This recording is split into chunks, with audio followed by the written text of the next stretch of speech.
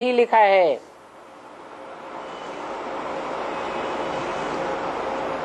कि महामृत्यु के समय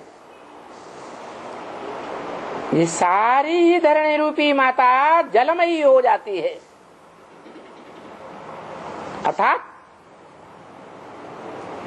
ज्ञान जल में डूब जाती है। भले सारी धरणी डूब जाती हो,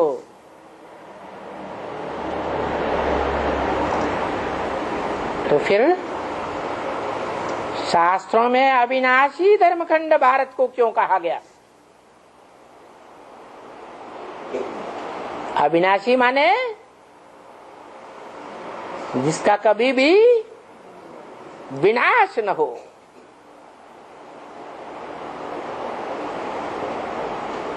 तो जब सारी पृथ्वी डूब जाएगी तो जैसे और धर्मखंड विनाश को प्राप्त हो जाते हैं, समंदर के अंतराल में समा जाते हैं, ऐसे भारत भी तो डूब जाता है ना।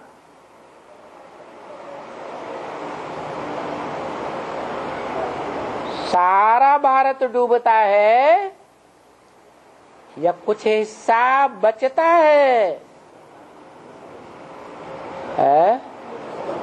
है? कौन सा हिस्सा बचता है? अरे बचता है तो बताना पड़े।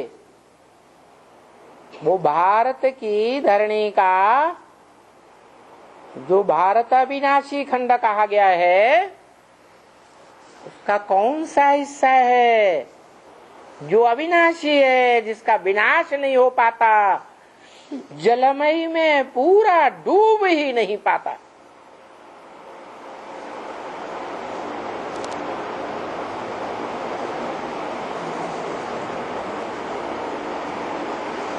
अच्छा,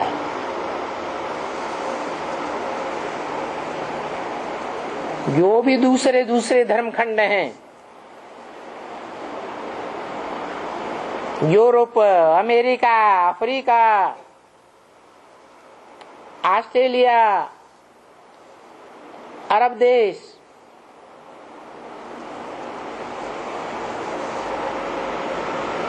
उनमें ऊंचे ऊंचे पहाड़ तो है ना? है, परंतु सबसे ऊंचा पहाड़ कहाँ है? है भारत में हिमालय पहाड़।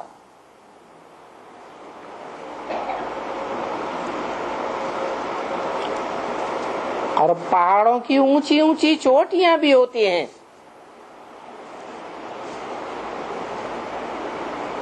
विदेशी धर्मखंडों में न धर्मखंड बचते हैं, न उनके पहाड़ बचते हैं, न कोई चोटी बचती है।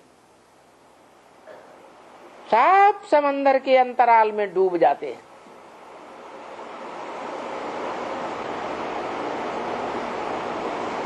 अब याद आया?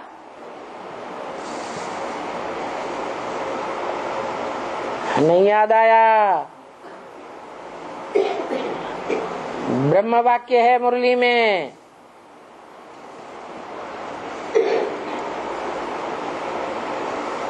जब तुम बच्चे पूरा ही विकारों की दलदल में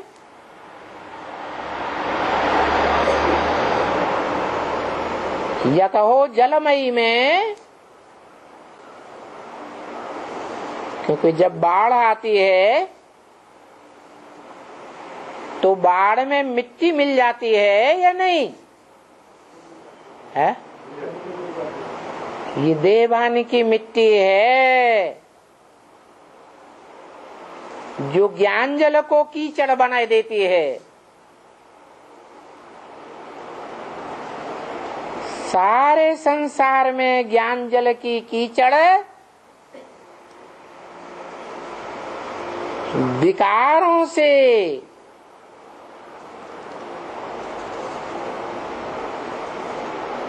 अति तामसी रूप धारण करती है।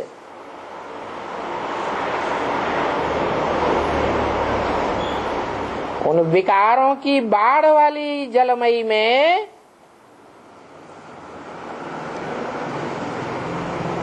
तुम बच्चे जब पूरा ही डूब जाते हो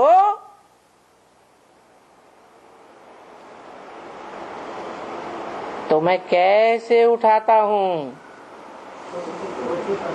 चोटी पकड़ करके उठाता हूँ।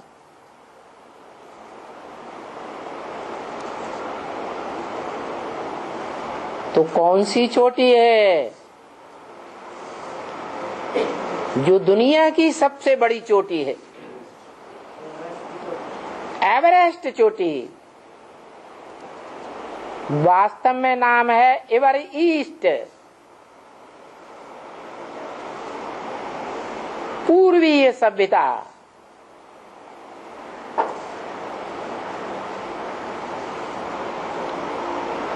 और उसके मुकाबले है विरोधी पाश्चात्य सभ्यता।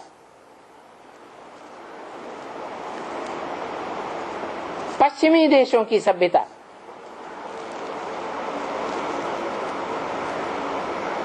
सूर्य कहां से निकलता है?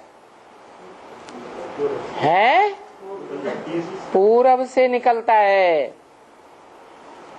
ठेठ पूरब से निकलता है या उत्तर पूरब से निकलता है?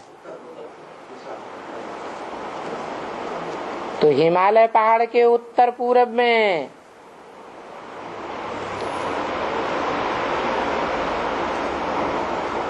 वो एवरेस्ट चोटी है